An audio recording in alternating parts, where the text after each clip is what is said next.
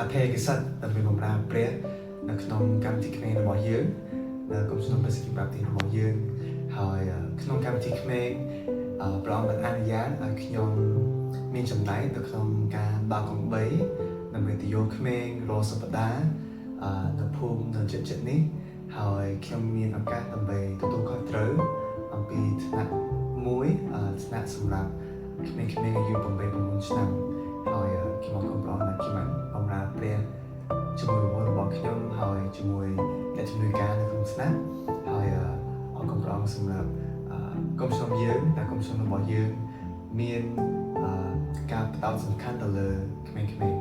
អញ្ចឹងក្នុងវីដេអូនេះខ្ញុំសូមបង្ហាញបងប្អូនអំពីទីបន្ទាល់អំពីកម្មវិធីក្មេងដែលប្រមាណប្រើកម្មវិធីក្មេងរបស់យើងដើម្បីចងចាំក្មេងជាច្រើននៅប្រទេសខ្មែរ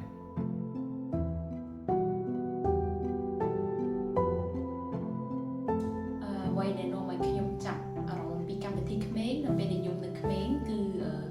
មុនពេលដែលខ្ញុំមកសង្គ្រោះទៀតគឺខ្ញុំមកដំបូងហ្នឹងគឺឃើញថាលោកគ្រូអ្នកគ្រូគាត់រៀបរៀងតែហើយពេលដែលខ្ញុំចូលរួមកម្មវិធីក្មេងហ្នឹងទៅគឺធ្វើឲ្យខ្ញុំមានភាពសប្បាយដូចមកហើយអាទិត្យក្រោយចង់មកទៀតហើយតឹងរងចាំពួកគាត់អញ្ចឹងណាចាគឺដូចសប្បាយហើយមួយទៀតហ្នឹងគឺឃើញថាវាដូច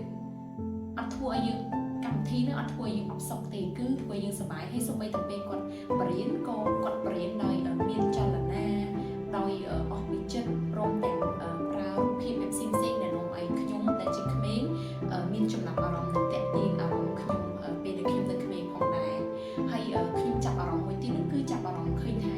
ពួកគាត់ឲ្យពួកយើងសប្បាយប៉ុន្តែគឺពួកគាត់មានប្រស័យតាក់ទងជាមួយនឹងយើងដោយស្គាល់ឈ្មោះរបស់យើងគាត់ចាប់អារម្មណ៍យើងហើយផ្ដល់ក្តីស្រឡាញ់ឲ្យយើងអញ្ចឹងធ្វើឲ្យយើងចិត្តស្និទ្ធជាមួយនឹងគាត់ហើយដូចមានទំនាក់ទំនងល្អមួយជាមួយលោកគ្រូអ្នកគ្រូក្នុងកម្មវិធីក្មេងអញ្ចឹងធ្វើឲ្យយើងចង់មកថែមទៀតហើយដូចជារងចាំពួកគាត់ចាពីព្រោះតែពួកគាត់ដកក្នុងចិត្តយើងហើយ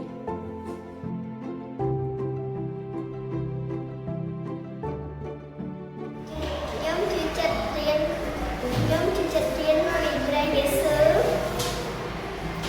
ហើយជឿចិត្តមិត្តភក្តិដែលគេមកថ្មីខ្ញុំចូលចិត្តស្ដាប់មេរៀនពីព្រះយេស៊ូវពេលដែលខ្ញុំចូលចិត្តនៅកម្មវិធីក្មេងជាងគេគឺការបង្រៀនរបស់លោកគ្រូអ្នកគ្រូរ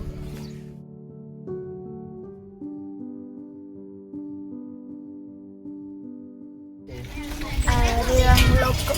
ដាវីតនិងកូលីយ៉ាតនៅកម្មវិធីក្មេងខ្ញុំបានរៀនអំពីព្រះយេស៊ូវបាននិយាយនៅលើជើងឆ្កាងហើយព្រះយេស៊ូវបានប្រោះនៅឲ្យជា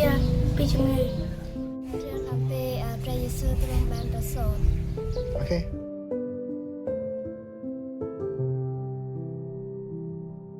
កម្មវិធីក្មេងវាជួយវាឲ្យខ្ញុំជួយមានចំណែកនៅក្នុងការមើលក្មេងហើយនឹងមានចំណែកក្នុង